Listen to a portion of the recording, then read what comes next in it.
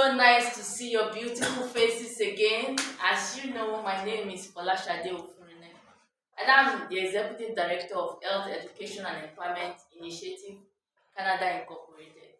And today is another wonderful episode of our favorite program, Wonder Health. We will be discussing work-life balance, a very important topic. But as usual, I will still do a brief introduction of what Ponder Earth is. It was started in 2025, November.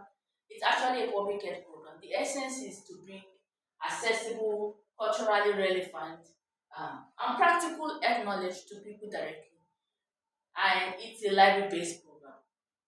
You know it's very interactive. We have talks, discussions, videos, role plays, a lot of activities. So I keep having to introduce this so that those people joining us online or joining us watching it online on social media can still understand the background. So today we will first of all start with a true to life story of someone who is Amina. And Amina is an immigrant to Canada. She came to Canada about 3 years ago, with a lot of hopes. And she was fortunate to have job in her career, but then the long hours of working, the pressure and everything. So every day she's exhausted, it ends exhausted, and then the work is just non-stop. And as you know, you get it per hour, right? If you don't work per hour, you don't get the money. So she keeps piling up the work hours just to make the money. And then at the same time, she has a family at home. She has responsibilities. She has to juggle the family needs, maintain the family. People in her own country, she still has to answer to them. Oh, I need this, I need that. You have to send them some money or you have to call them. There's a lot going on. And it's taking a lot of from her to stay strong. But then she keeps telling herself, when I'm done, when things settle down, I will rest. When things settle down, I will rest. And that's how she keeps pushing it up. So one day she finds out that everything looks to be going right. Everything seems to be going all right. But she's tired. She's drained. She's disconnected. She just feels like she's always having to catch up with one thing. There's always one thing that is almost going wrong. Now, but if you look at her outside, she looks good. Oh, she has a good job. She has good children. Their work is going well. Everything. But inside, she's tired. So my question to you is, how many of us feel like that? Do we feel like Amina? Yes, we do. At one point or the other in our lives, we feel like Amina. This is exactly a picture of what work-life balance is. Having to juggle too many things at the same time. That brings us to understanding what work-life balance actually is. Because if we look at it, we might think we need to put it in the same portion, and the amount of time I'm putting it for work must be the same amount of time I'm putting it for my family, for rest and what have you. Is it really like that? Does it change? And is it the same for everyone? So this video will kind of show us and make us understand basically that work-life balance is unique to individuals and it might change at each point in time. So because of harassment, I am ready for it all. so please enjoy. Worries rising about a flooded basement? We get it. And wish your insurance covered water damage? We got you. With coverage for sudden and accidental water damage, your worries will float away.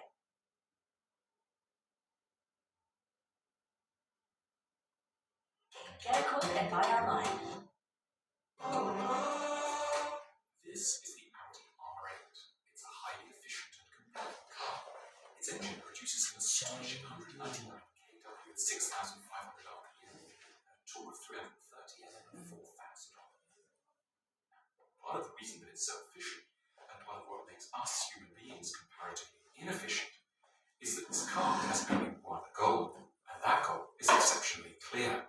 It has to go very fast down tarmac roads. As a general principle, no machine can be optimally efficient at more than one thing. A robot that has to both climb stairs and make pancakes will be far less efficient than two distinct machines, each of which can focus exclusively on a single task. The more limited the goals, the higher one's chances of efficiency. Now, unlike the Audi sports car, our brains are not designed or evolved to be maximally efficient at any one thing. This amazing cognitive and emotional machine is a profound generalist. It comes moderately well equipped for a huge range of possible activities. To write a novel, spear fish, bring up a child, drive very fast up Fifth Avenue, sit in a high-rise office writing reports, live in a hut in New Guinea, marry, plot an assassination, live in an ice cave, go into politics, stay single, or expand a small business into the Asia market. Now, the price we pay for being generalists is that we'll be less good at any one of the many activities we perform than someone who did only one thing their whole life long. We might not be the very best at inflating party balloons. The house will be a bit dirty.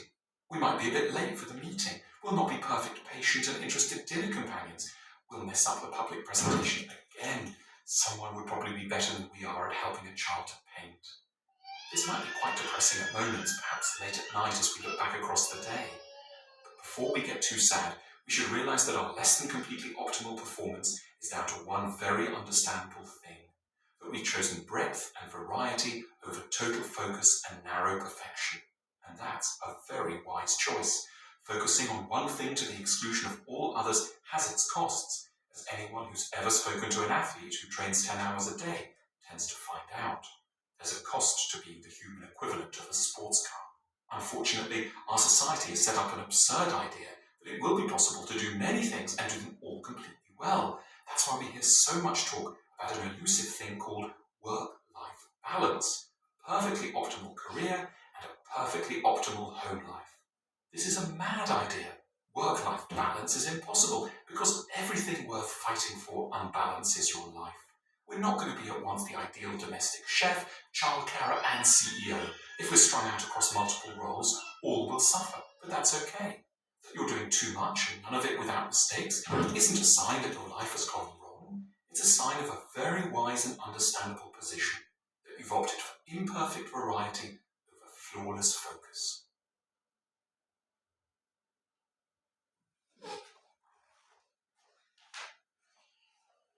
So, from that video, it is very clear there is nothing like perfect work-life balance.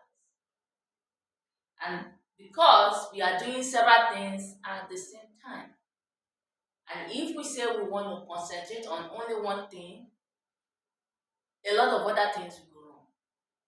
So now that we understand that there is nothing like, oh, it's perfect work-life balance, then we need to learn the lessons from that basis. We need to be able to prioritize at each point in time. What are those things? How do we apportion time and what are we? As we go along in this program today, we will learn how to juggle the different aspects and kind of see ourselves. So, the first thing I want us to look at is there are actually 4 types of work-life balance challenges. And I want you to look at yourself and say, where am I? The first one is role overload. You have too many responsibilities, but there is no enough time. You don't even have the energy. Work, school, family, career, everything is too much on you. And you want to do it, but you don't have enough time. You don't have enough energy. That's one of the challenges. Another one is work-family conflict. This time around, the job demand interferes with family life. This, for instance, let me give an example of somebody who is a medical doctor and is on call. And they're like, okay, guys, tonight we are going to have very nice family dinner outside. The wife has done all she could to get everything together. The kids are even behaving for the first time in days. And the table is being set. And the husband receives the call. Sorry, we have an emergency at the hospital. He has to go. So at that point in time, the demand of the job is interfering with the family. Besides that, even our own personal business, if we want a business, if we don't take time, maybe somebody has a shop and he or she is selling something and they normally close 5, but just 5 minutes to 5, you've not sold so much since morning. Somebody came in and like, I want to buy this, I want to buy that. You will wait because I can't go home without making this money. And then by the time you are done selling to that person, another person comes, before you look at the time, it's already 7 p.m. And your family dinner was 6 p.m. That is how work conflicts with family. The demand of the job is interfering with family life. That's the second scenario. The third one is family work conflict. The family responsibilities affect work performance. This is an example. Somebody who has a nursing baby of 6 months old and has a 2-year-old and a 3-year-old and maybe a 6 years old, and then she's still working. So when she's at home, the baby is crying overnight, she's waking up to breastfeed, she has to express her milk so that she can take it to the daycare. The 2-year-old is throwing tantrums, the 6 years old is not doing well in school. Like, it's a lot. By the time she goes to sleep in the night and she keeps waking up to breastfeed the baby, or even if to give the baby the bottle, the following day she's waking up exhausted. She goes to work, her performance begins to drop. That's one very nice a scenario of where the family life might interfere with work. Now, the last one is caregiver strain. This time, the stress of caring for someone impacts their daily life, other people's daily life. This can happen maybe we have an elderly person at home we are taking care of. We have people living with disabilities we are taking care of. We have very little children sometimes. And the stress of doing that affects every other person because now you are planning, okay, we are going on a journey, let's go for a vacation, and everybody's planning, and the 2-year-old baby suddenly falls sick. It's interfering with everybody's life. Now the mom has to take time off from work, the father has to take time off because he has to drive them to the hospital they refer them to, and then the other ones must be withdrawn and taken to a friend that, see, that is how caregiver strain works. That is according to Health Canada. So I want you to think, where are you right now? Number 1, number 2, number 3, number 4, or a combination of each of them. So I want us at this point, this particular episode, we are not going to wait to the end before we start filling our quadrant. So on the table there, you will see that you have your quadrant already. That one that has not the second one, the other one that has quadrants. Yes, this is the quadrant here. Yes. So we're not going to be waiting to the end to do that.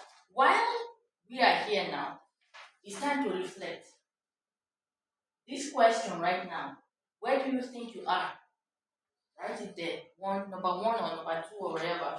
You can put how you feel. So that by the time you are leaving, you write it like your notes. It's like your notebook. Okay. So then why is work-life balance very important? It's very, very important because our mental health is involved, our productivity is involved, our relationship is involved.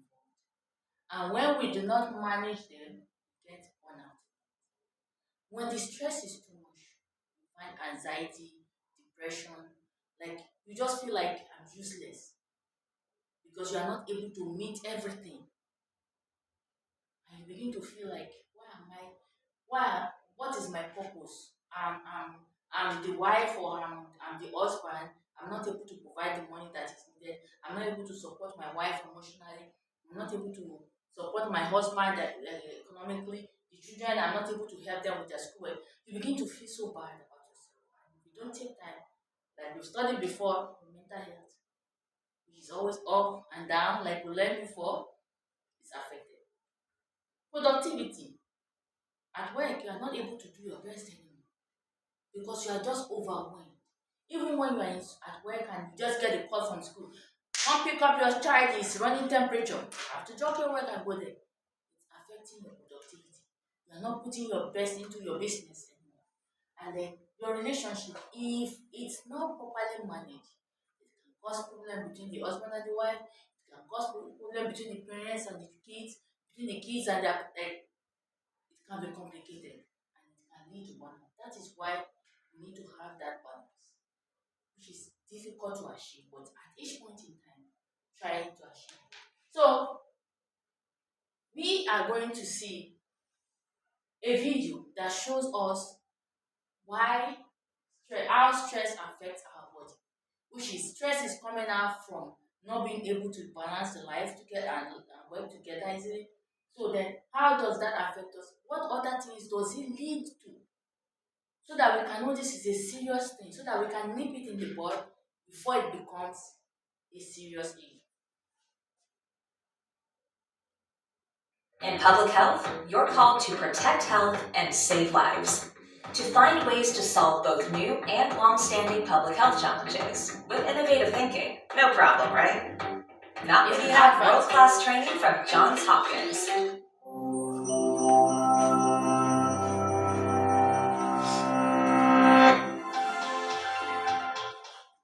Cramming for a test?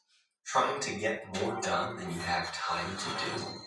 Stress is a feeling we all experience when we are challenged or overwhelmed. But more than just an emotion, stress is a hardwired physical response that travels throughout your entire body. In the short term, stress can be advantageous, but when activated too often or too long, your primitive fight or flight stress response not only changes your brain, but also damages many of the other organs and cells throughout your body. Your adrenal gland releases the stress hormones cortisol, epinephrine, also known as adrenaline, and norepinephrine.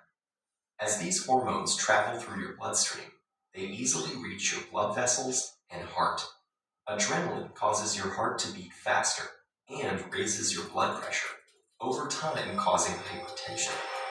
Cortisol can also cause the endothelium, or inner lining of blood vessels, to not function normally. Scientists now know that this is an early step in triggering the process of atherosclerosis, or cholesterol plaque buildup in your arteries. Together, these changes increase your chances of a heart attack or stroke. When your brain senses stress, it activates your autonomic nervous system. Through this network of nerve connections, your big brain communicates stress to your enteric or intestinal nervous system. Besides causing butterflies in your stomach, this brain-gut connection can disturb the natural rhythmic contractions that move food through your gut, leading to irritable bowel syndrome, and can increase your gut's sensitivity to acid, making you more likely to feel heartburn.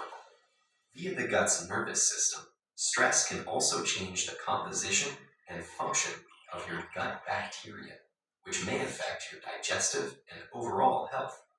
Speaking of digestion, does chronic stress affect your waistline? Well, yes. Cortisol can increase your appetite. It tells your body to replenish your energy stores with energy-dense foods and carbs, causing you to crave comfort foods. High levels of cortisol can also cause you to put on those extra calories as visceral or deep belly fat. This type of fat doesn't just make it harder to button your pants. It is an organ that actively releases hormones and immune system chemicals called cytokines that can increase your risk of developing chronic diseases, such as heart disease and insulin resistance. Meanwhile, stress hormones affect immune cells in a variety of ways. Initially, they help prepare to fight invaders and heal after injury, but chronic stress can dampen function of some immune cells, make you more susceptible to infections, and slow the rate you heal. Want to live a long life? You may have to curb your chronic stress. That's because it has even been associated with shortened telomeres, the shoelace tip ends of chromosomes that measure a cell's age. Telomeres cap chromosomes to allow DNA to get copied every time a cell divides without damaging the cell's genetic code, and they shorten with each cell division. When telomeres become too short, a cell can no longer divide, and it dies. As if all that weren't enough, chronic stress has even more ways it can sabotage your health, including acne, hair loss, sexual dysfunction, headaches, muscle tension, difficulty concentrating, fatigue, and irritability. So, what does all this mean for you? Your life will always be filled with stressful situations, but what matters to your brain and entire body is how you respond to that stress. If you can view those situations as challenges you can control and master, rather than as threats that are insurmountable, you will perform better in the short run and stay healthy in the long run.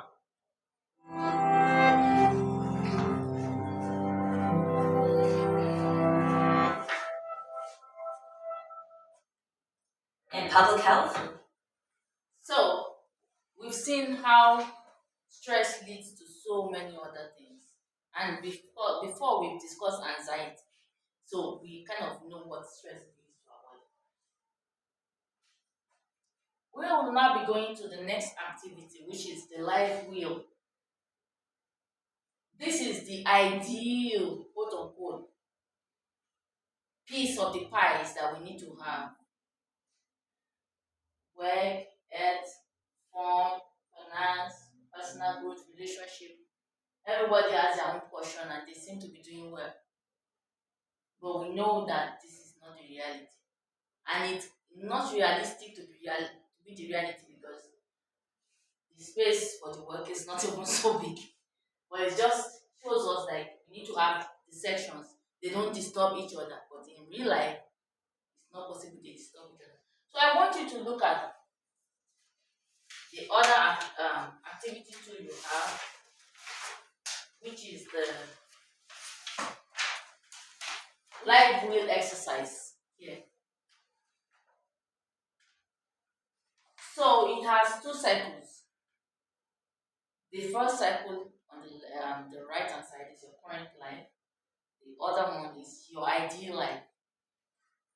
So in each of these cycles, we should have the work, family or relationship, health, personal growth, rest, finances. So I want you to take time. That is actually 1, 2, 3, 4, 5, 6. Divide the pie according to which one, the size of each of them in your life right now. Then you put a figure into it, like based on your current satisfaction. If your family size, even if the family is so small, but you're satisfied with it, you put a 10. And maybe your work is really large, but you're not satisfied with it, you put a 1. So you rate it like that. So let's give ourselves some minutes and let's make our own pie by ourselves. So education will fall under work and career, right? Yes, it will form under work and career. Family, health. You just check like something like the previous, like something like this. You just draw the lines in the cycle, and then you put you label each of them.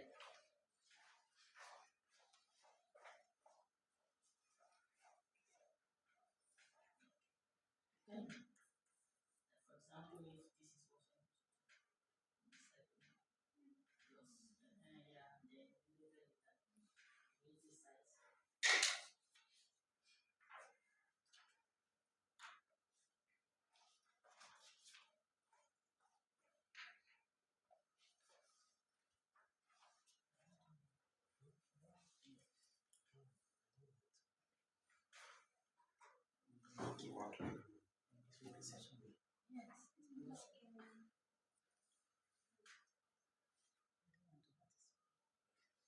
with this size.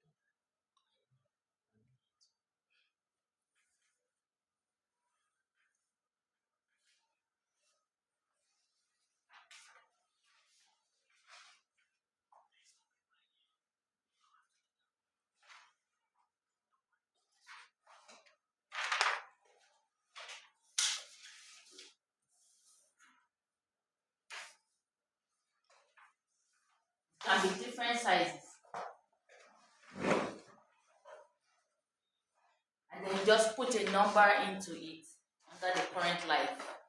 The one that has the purple title on top.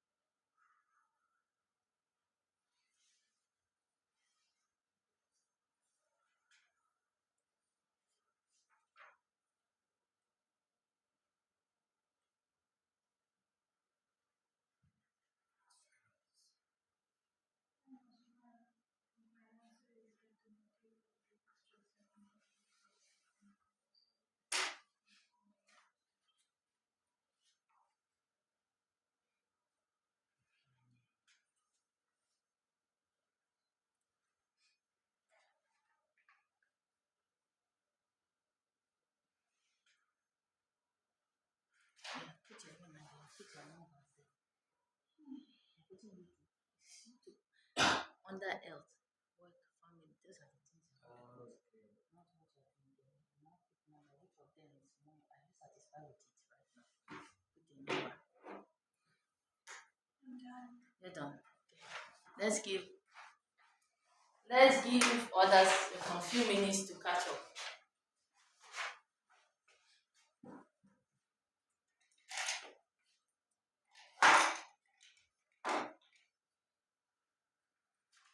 Remember, there is no wrong or right answer. It's essentially how you feel. So now look at it. Look at your cycle. What do you need? What do you think needs to change? Looking at your cycle, do you think maybe your satisfaction with your health, maybe you rated it as 4, 5/10? Do you think it needs to change, or do you think you're just good like that with 5/10? Or your satisfaction with rest, you had 1, and you're like, no, I need to have time for rest. So maybe I need to make the pie a little bigger for rest and move it up. So look at it and say, what areas do you think need to change? Think about it. Then go to the next cycle now. Based on what you are thinking, should be the ideal way that you'll be very happy. Like if this is the way my life is, this is good. Like you want your health to be half of the pie, you can do it. Whatever. Just design, do the other cycle now, what you want yourself to be.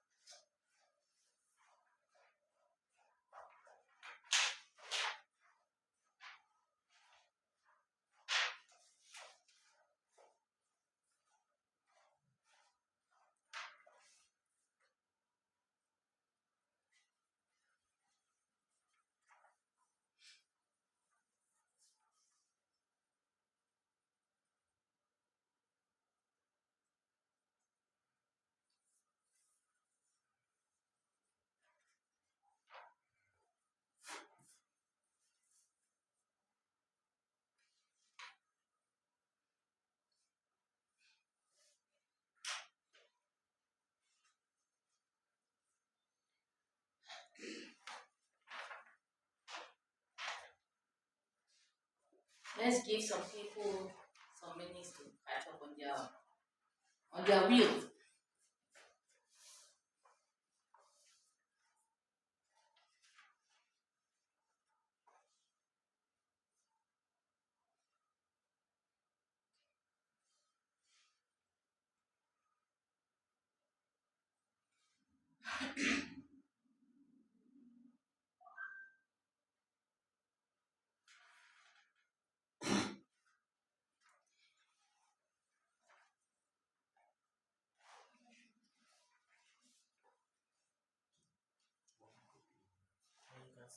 Yeah.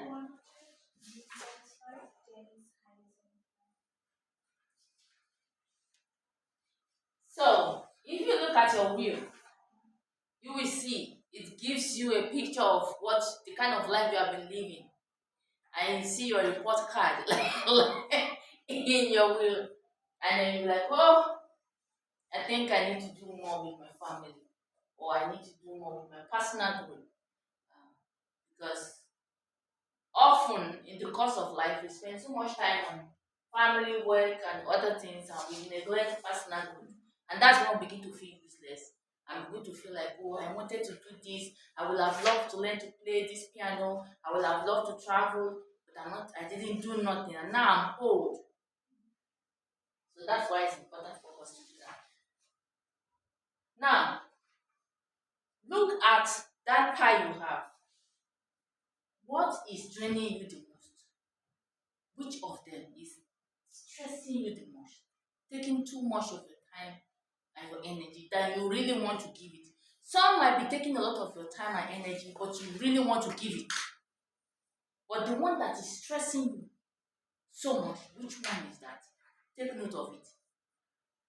Then which one are you neglecting?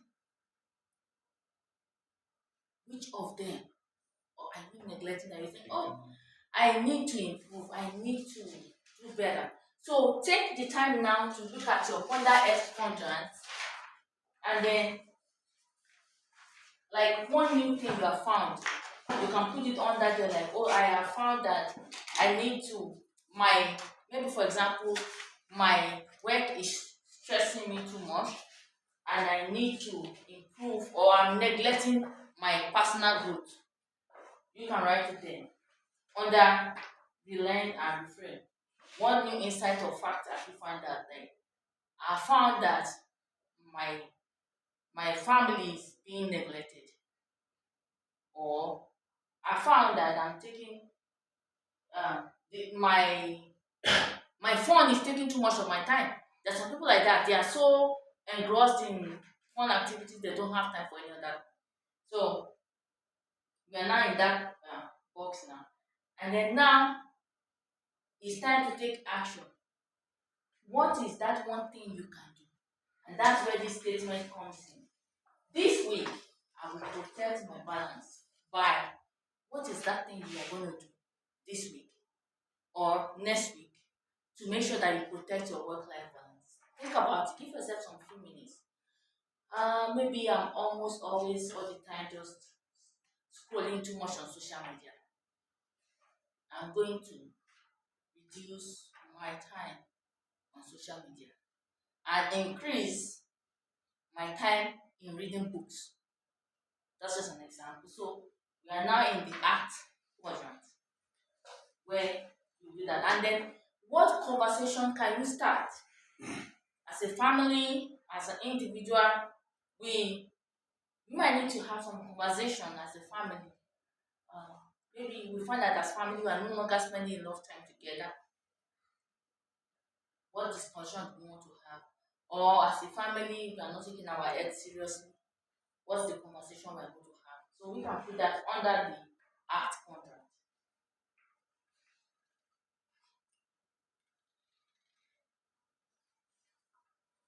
Now, from what we have learned today, what are the things that we can do? The action tools. One of them is setting boundaries. No work after this time of the day. Once it is 6 p.m., once it is 5 p.m., once it is 2 p.m., I'm not working anymore. Once it is 8 p.m., I am not going to social media anymore. I'm putting my phone down. I want to spend time with my family. What boundaries? That is one thing you can do in times of action. Another thing is time blocking. I found that it's for me especially, it works for me if I set my alarm so that it rings at different times of the day, and I will already put what I want to do so that if it rings, I'll not be like, what is it ringing for? I will have put it time to go to this place. So if I'm going to a place by 3 p.m., I usually set it so that it will ring maybe like 2:30. So I will put it, for example, go to the library at 3 p.m. So I know it's ringing at 2:30, but it's telling me at 3 p.m. you need to be at the library. So I have 30 minutes to do whatever else I'm doing and get myself out of that place. So that's one thing I found effective for me. I'm sharing that. I know we all have one way or the other that we block times for things. Another thing is energy management. Some of us have very high energy, while some of us have low energy or get our energy drained. What is it that is draining our energy? So we need to manage it and look at it. I don't want, if you find that maybe there is a friend that each time you interact with that person, the interaction stresses you. It's so stressful. You have to think, perhaps, maybe it's time I reduce that time. Maybe I go there every day. Why can't I go there just 2 times a week? So that I don't drain myself of that energy. And then when I get home, I'm not able to play with my kids. I'm not able to sleep on time because I'm just hungry. We need to look at that. And lastly, being able to say no. It is okay to say no. Somebody likes to call you, oh, would you like to go out with me for a drink? Every time. It's good.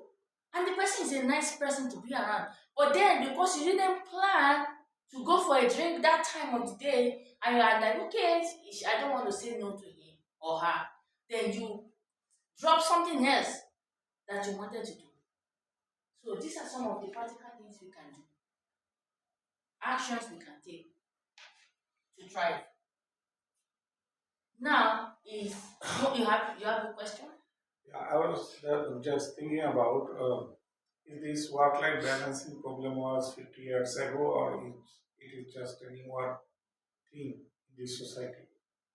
Please come again. I don't This work-life balance theory, or what we are challenge, is it an older thing like 50 years ago, or it's a new concept for the new generation? Oh, okay.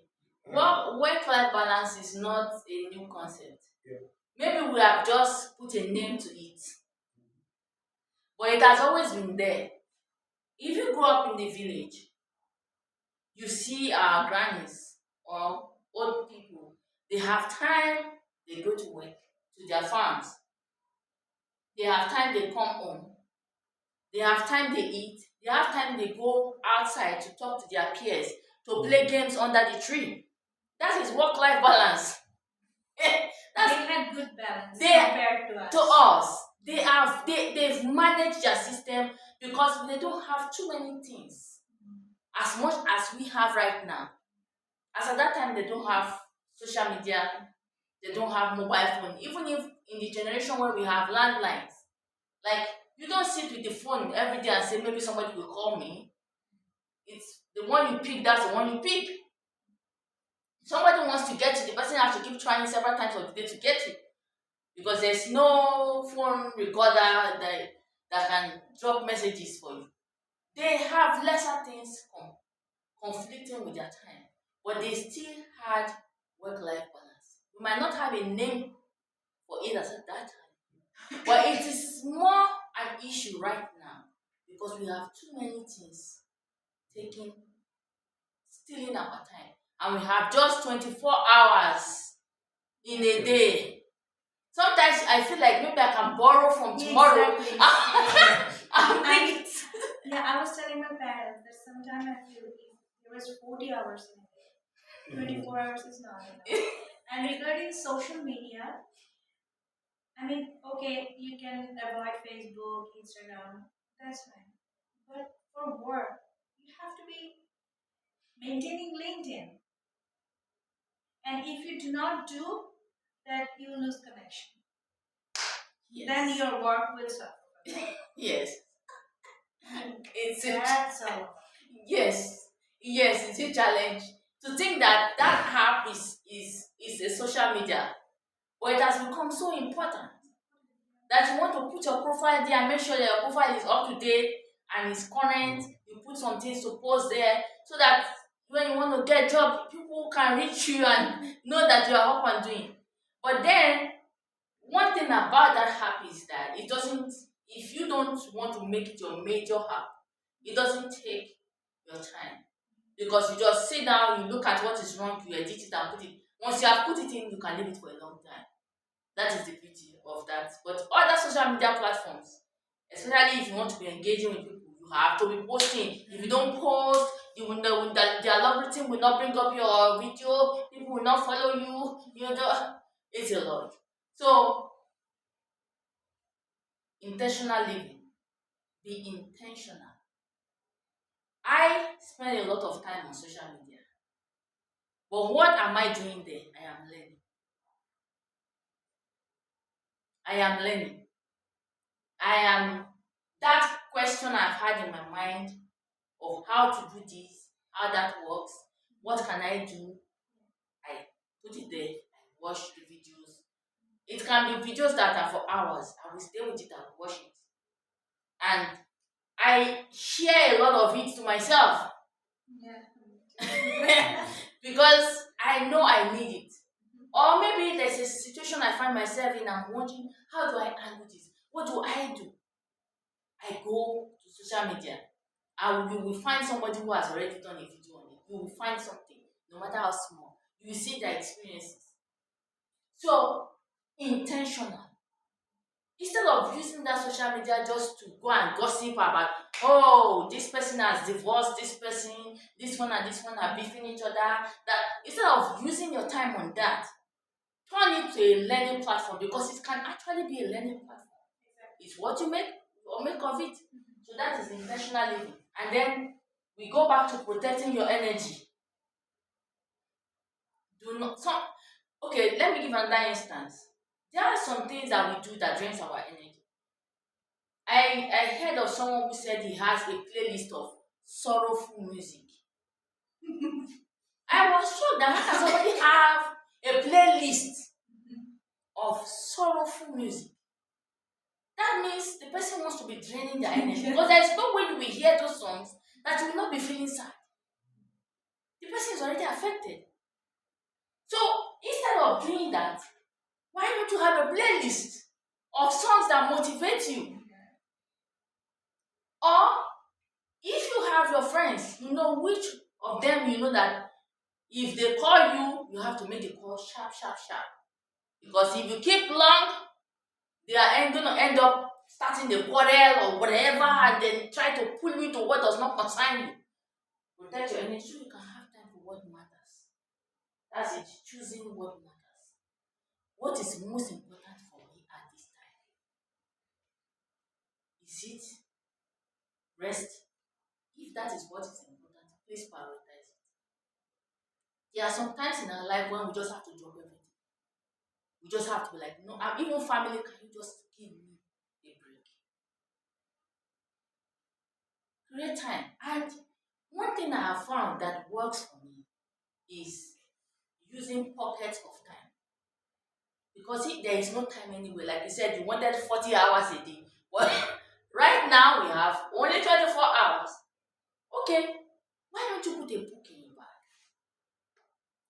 You know you are going on a journey with somebody to a place, and the person is the one driving. You can take the time to be reading that book. So you are spending time on your personal growth. You are spending time on fun because you are enjoying the book, is for recreation. Or you are waiting at the reception for someone. You can take that time to read that book. or watch that video that you have been, oh, yeah, there's this video I shared to myself that you can quickly watch it. I found that it's really, really helpful. And it's so helpful for me that I remember when I was nursing my children, there is an annual publication that I love to read. So I found that because it's stressful, the baby is, you're always with the baby. If I want to say I want to create time for this thing to read, I will not be able to. So this is what I do. Anytime I pick the baby to nurse, I carry the book. Yeah. Because you are useless. Yeah. You are useless. When you are nursing the baby, you are useless. You can't don't if it's using 20 minutes to breastfeed, you are just wasting your 20 minutes. So I will take that book and read it. You won't believe it. I finished that book in 2 weeks. And people were like, how many of you have finished? I was like, I raised up my hand, they were shocked. Like, you're breastfeeding a baby, how are you able to do it? I told them, they were like, that is interesting. So we have to begin to think about time differently. How do we do things in pairs? In pairs. You are cooking a meal that has 30 minutes in between. I know you are cooking dinner, but you have gotten to a point where you cannot do anything but to wait. That 30 minutes, what are you doing with it? Your little child has been saying, Mommy, I want to show you this little song on my phone. That's the time to go look at it. You're like, okay, come, let me see the phone. Oh, that is beautiful. Oh, is that your friend? That's the time. You have that 30 minutes. You cannot go and cook the food. You cannot turn. There is nothing you can do. You have to give it time. So, looking at time differently and understanding that what matters at one point in time, we need to give that thing that attention so that we don't build up stress, so that we don't get to that point of that person that became blown up in the cartoon and became so big because of stress. So that is some of what we have learned. Now we are moving to an important point, which is what's the topic for next month? Next month we are here, May 14th. What would you like us to talk about? No, you decide. They might decide. Oh, you decide. What can I say?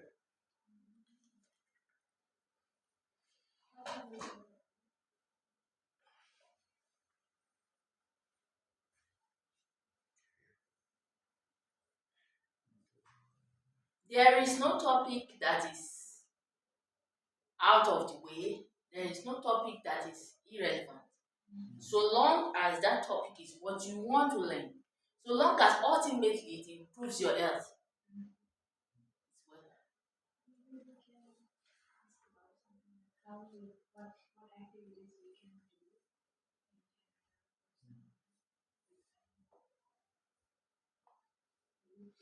Summer activities with the kids.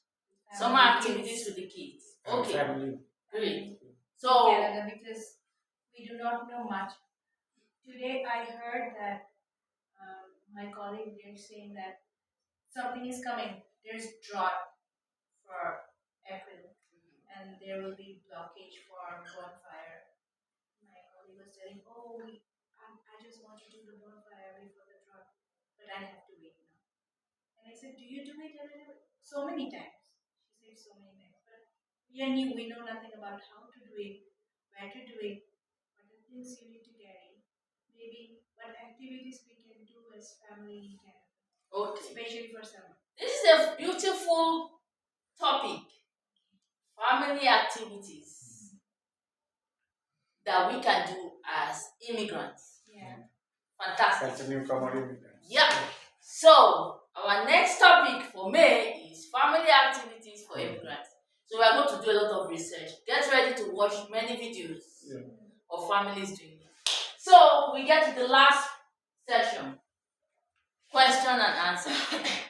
Do you still have some questions we have not answered? Or you have some things to share? This is the time to say. What have you observed? What have you learned? What do you feel? How do you feel? Yeah, I feel nice. Yes, I learned a lot of things that how stress interrupt your mental health and your physical. So, what else we can do to control or minimize our anxiety or stress? Sometimes things are out of hand. For example, I'm studying and I have children, and when even if I tried several times studying in morning, but it doesn't help because my sleep isn't full. Even if I go to bed early, it's not done. I feel sleep in the morning. I cannot focus. Like I'm studying. What happens when I study? When I'm focusing something on it, I feel sleepy. Okay. So at daytime, I work. I have family. I cook, so I cannot study. I go to study at night. And sometimes I feel really stressful. Sometimes I try to meditate and calm down. And sometimes I pray. Like in the middle, suppose I'm studying and I'm stressed, and in the middle I go to pray to make me calm down. Anything else that you can suggest? Sometimes I go to social media to reduce my stress. Yeah, I do that too. Yeah, like I'm studying, I'm researching on something, and then I go to Facebook. I just read a story in Facebook in my language. I mean, rather than reading in English, I feel that if I study in my language, it gives me more, dopamine release. I can relate with it more. It's more calming effect for you. Yeah, because you don't have to try to look at them. What are they trying to say? Yeah. The language comes naturally. Yeah, naturally. I get what you're saying, and I really love your question. I am in your situation. That is the funny. Yeah, I know you. You can tell me better. That's asking you. Okay, so this is what I have found that works. First, I found that the time for cooking takes a lot from us, because by the time we are back from work, we are tired and we still want to cook. So what I try to do is prepping food, cooking food in bulk ahead.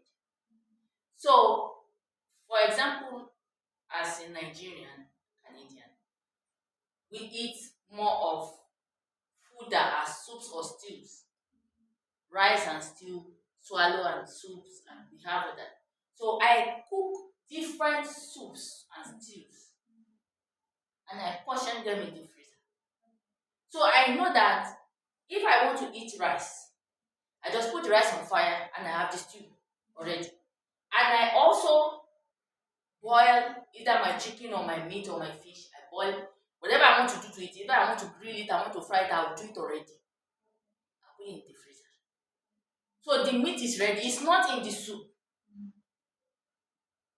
Depending on the type of soup I'm cooking, I will put that protein separate, so that when I want to warm that soup, I'm taking out the protein and putting it, so it's going to taste fresh. So prepping your food is really very helpful, because then if you have kids that can understand, you can be like, go to the freezer, I have this, I have that, take it out and do this and that. So that time you're supposed to be cooking at that point in time, you can use it for your school, because you have blocked that time off. Another thing is that take your time to sleep, because if you don't sleep, you'll be useless. You need it. Another thing is for book is sometimes I, as a person, I wake up in the midnight and the sleep is gone. There's nothing I'm doing, I'm not able to sleep. I don't waste it. If that's the time you have, maybe in your course that you are doing, they told you to find some articles. That's the time to look for it on your phone. Don't need to get up from your bed. Just take your phone and put it in articles. Go to wherever you have searched it, share it to your email, share. So you have done that part. By the time you are done with it, you are already tired. It makes you sleep. Like I said, it's pockets of time. Whatever assignment or book or education you are doing, learn to portion it. For instance, I'm schooling online. So right now I'm in the research section, so it's no longer structured, but I want to give you when it was structured. So it's actually Monday to Sunday. So what I do is, today is Sunday, for example. It's actually the last day of another week. And while I'm preparing to submit my assignment for this week, that is ending today, I just go and open what I have in that portal for next week. Just browse, just look at it, not reading, just look at it. And if there are articles I need to download, I just download. I have them ready. Especially when I was in my country where there is network, whatever, light, whatever. So I just download quickly. Then I just leave it. Tomorrow, I look at it. We have submissions. Something is due on Wednesday. Another one is due on Friday. And something is due on Sunday. So I know Wednesday, Friday, Sunday. I must submit. Okay, so that Monday, I will look at what is due on Wednesday. I will ignore that one on Friday. I will ignore the one of Sunday. What is due right now by Wednesday? I will look at it. What are they saying? Maybe the question is like a paragraph of several. So I will open my Microsoft Word and then space those questions. There is no answer. I just put the first one here, put space, put the second question, just put space there. I've kind of created like a draft. If I feel I have time or I feel up to it, I start to read the publications and whatever to prepare. But if I'm not able to do it and I still know that I am supposed to do something, but I'm not in the feeling so good to read or whatever, I just go to the one on Friday. I'll do the same thing. Just create a frame. The one of Sunday, I create a frame. By the time I do that, I've already done a lot. It's okay. Tuesday, or that time I'm not able to sleep in the night, then I will go and read.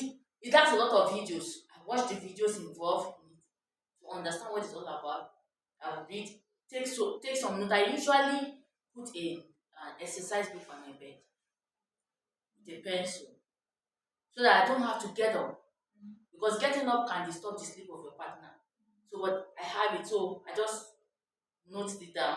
Whatever it is that comes up in my ideas as to whatever I'm reading, even if it's question I'm thinking I need to answer, I note it down. So by Tuesday, I know I have to do this thing. So, but because I've already done that prelim or even introduction, maybe they say, what is economics? I'll be like, economics is.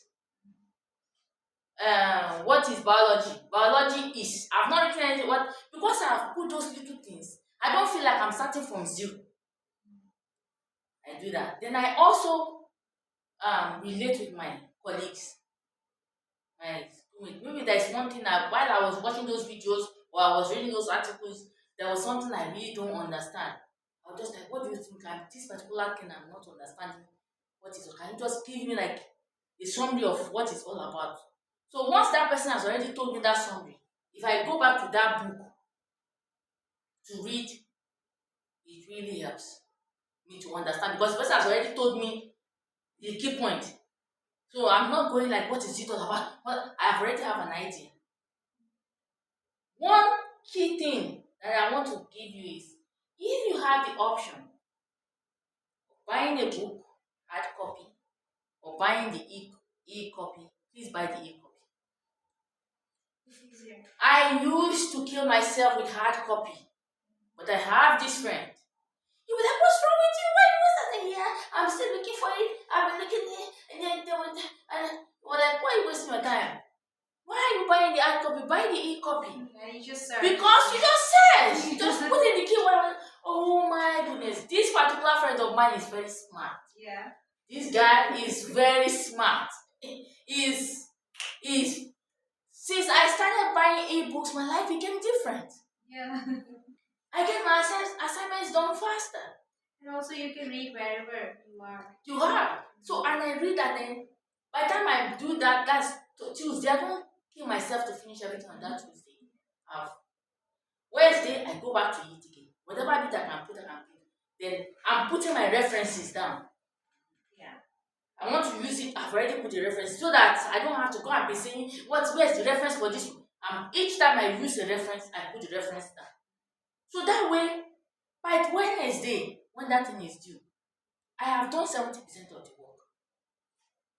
Then I have the 30% to sit down and I must submit this. Fortunately, I have up to 12 p.m. to do it. So even if it means everybody has gone to sleep, that 30%, I'll be able to finish it. And if I'm able to finish it and the one for Friday, I just have the energy or the light bulb to do it, I do it ahead. And sometimes I'm not able to do it ahead because I keep doing bits and bits. They add up. That key is bits and bits. Don't wait to do everything at once. It's stressful. It's bits at a time. Just keep dumping. You'll be surprised once you start doing it.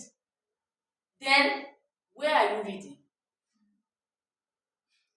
I used to be the brick and mortar person that I have to sit on the table, I put my chair, I put on the lamp, put some music, and then I'm ready to read. But I have another friend. When I was in the university, my first degree, this friend is very smart also. When we go all out to go and read in the evening, she'll just be in the room. And I'll be like, is she not going to read? Like, is she not? But I know she's a serious person. So I will go round and round looking for where to read. By the time I see where I'm reading, I'm already tired. And then when I'm reading, somebody will come and be talking to you and you want to read, the person is disturbing you. So by the time I come into the room, I'll be like, this person came and be disturbing me. The noise they were making, he used to laugh. I was like, please stop laughing. Can you just tell me what you are doing? He said, calm down. When they go to read, let them go. So everybody, once it's 6 p.m., everybody's packing their bag and going to read. She's going to be just be smiling. Give it 30 minutes, the whole room is quiet. It has become a library. There is nobody in the room anymore. He said, now you take your book and start reading. I was like, oh my goodness. But because I'm used to sitting at a table, I have to sit on my bed. It's a very comfortable position. Initially, I was sleeping. She was like, don't worry, you get used to it. By the time I got used to it, I must tell you, my grade got better. This is the reason I study at night, because it's calm and quiet. There is no noise. So I think those kind of tips I'm giving, just pair them up together, see what works in your situation. But once we are done with this, we can always talk after the program to know the specific one that relates to your program, and I might come up with other ideas. So thank you everyone for being here. I hope you enjoyed the program. Thank you. So next month we're going to be talking about family activities for immigrants. Yeah, we are going to even make it not just summer, because even winter we need to do it. Yeah. So thank you so much, everybody. You are welcome. Yeah.